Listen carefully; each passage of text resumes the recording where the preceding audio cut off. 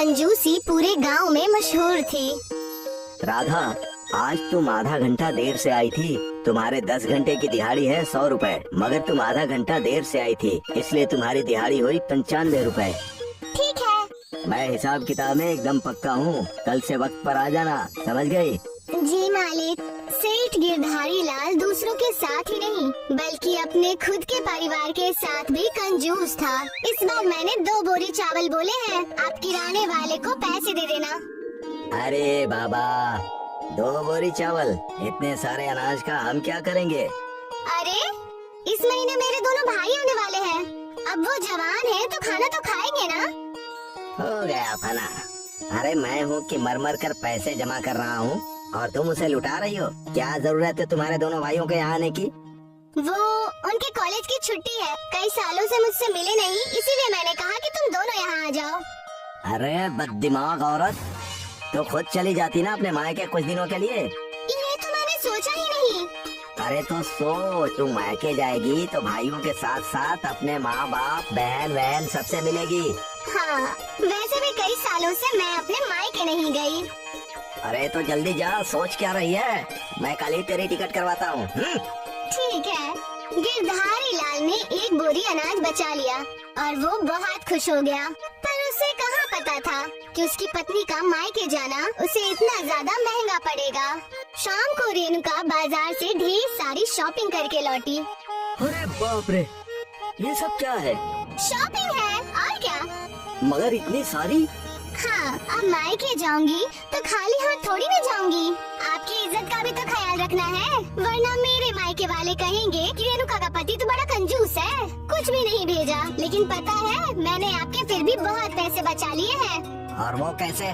मैंने ये सब सेल में खरीदा है, 50% की छूट पे। हे भगवान, कोई तो इस बेवकूफ को समझा दे। तू चाहे सेल में खरीद या कैसे भी खरीद, फिर भी पैसे तो हमारे गए ना। हाँ, वो तो है। गिरधारी लाल अपनी पत्नी को डांटता रहा, पर क्या फायदा, गिरधारी लाल के पैसे तो चले ही गए। खैर, अगले दिन गिरधारी लाल की पत्नी ट्रेन में बैठकर अपने मायके चली गई। अब कम से कम कुछ दिनों तक मेरे पैसे तो बच जाएंगे। कुछ दिनों के लिए गिरधारी लाल बहुत खुश था। उसके घर में राशन भी बहुत कम ही आ रहा था। वो रोज दाल चावल बनाकर खा रहा था। इसे कहते हैं ना पैसों की बचत, वरना रेणुका होती तो ये लाओ, वो सब्जी, ये पनीर, बाप रे बाप कितना खर्च करवाती है वो। लगभग 1 महीने बाद रेणुका लौट आई और गिरधारी लाल के चेहरे पर उदासी छा गई। ये सब सामान लेते हुए आना। हाँ, 5 किलो शक्कर, 4 किलो दाल, 2 किलो घी, 10 किलो तेल, इतने सारे सामान की जरूरत कैसे नहीं है? अब 2 लोग होंगे तो इतना खाना तो खाएंगे ना। अरे तू औरत है या शैतान? इतना सारा सामान खाएगी? अब आप जो भी बोल लो, ये सारा सामान तो आपको लाना ही होगा। गिरधारी लाल रेणुका को समझाता रहा कि खर्चा कम कर दे, पर रेणुका कहाँ सुनती। वो अपने पति के कंजूसी से वाकिफ थी। फिर एक दिन रेणुका की तबीयत खराब हो गई और उसे हॉस्पिटल ले जाया गया। मुबारक हो, आपके घर में एक नया मेहमान आने वाला है। अरे मुझे कोई मेहमान नहीं चाहिए। मैं बोल रही हूँ कि आपकी पत्नी गर्भवती है, आपके घर में एक छोटा बच्चा आने वाला है। ये सुनकर गिरधारी लाल खुश हुआ, लेकिन फिर वो पैसों के बारे में सोचने लगा। बच्चा आएगा मतलब उसके खर्चे बढ़ जाएंगे, उसका खाना, उसके कपड़े, उसकी पढ़ाई का खर्च। हे भगवान! गिरधारी लाल के चेहरे की हवाइयाँ उड़ गई थी। ये देखकर उसकी पत्नी समझ गई, जरूर आप पैसों का सोच रहे होंगे, है ना? हाँ, क्यों ना सोचूं?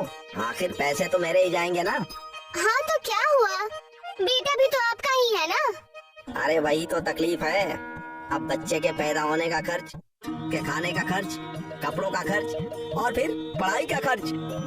अरे रे, आप इतनी दूर चले गए।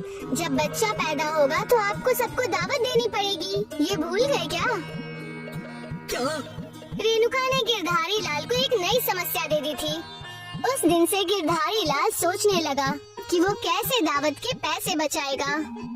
अरे कम से कम 40-50 लोग तो आएंगे ही, सबको भरपेट खाना खिलाना, वो भी पकवान। बाप रे बाप, मैं तो लुट जाऊंगा।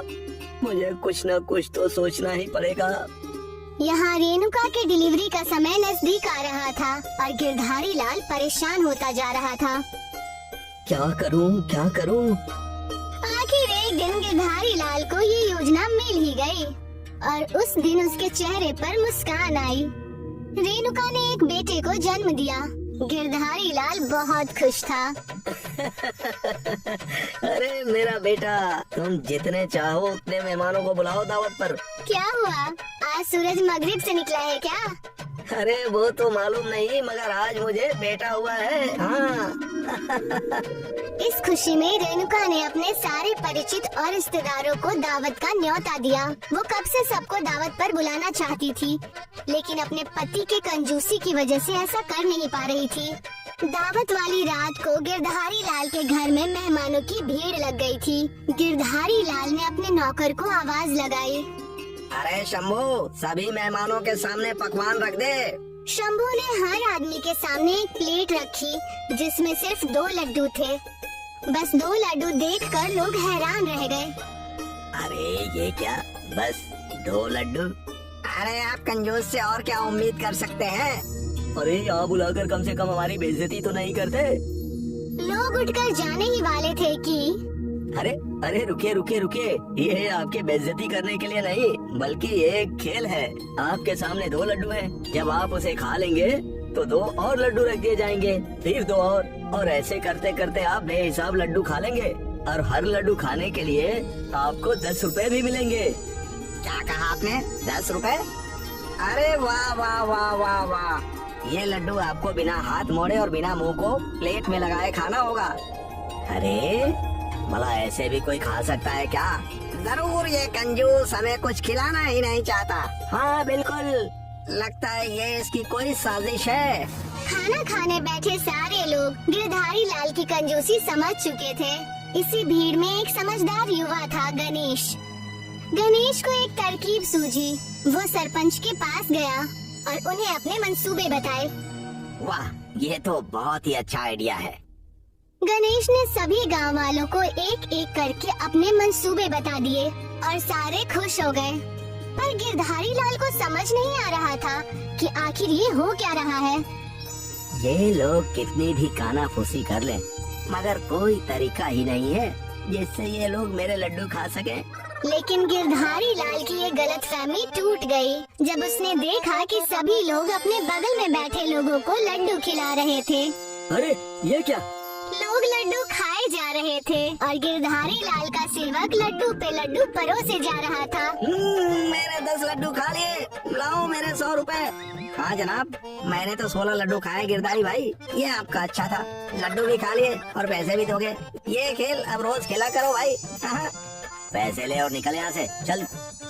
एक एक करके सबको गिरधारी लाल को पैसे देने पड़ गए और अपनी जेब खाली देखकर अरे ये दावत तो मुझे बहुत महंगी पड़ी। काश मैं लोगों को सच्चे दिल से दावत देता, कम से कम मेरे इतने पैसे तो नहीं बर्बाद होते। इसीलिए मैं आपको हमेशा कहती हूँ कि इतनी भी कंजूसी मत किया कीजिए। पर आप मेरी सुने तब ना। अब गिरधारी लाल अपना सर पकड़कर बैठा था। वो करता भी तो क्या, उसके इतने सारे पैसे जो लुट चुके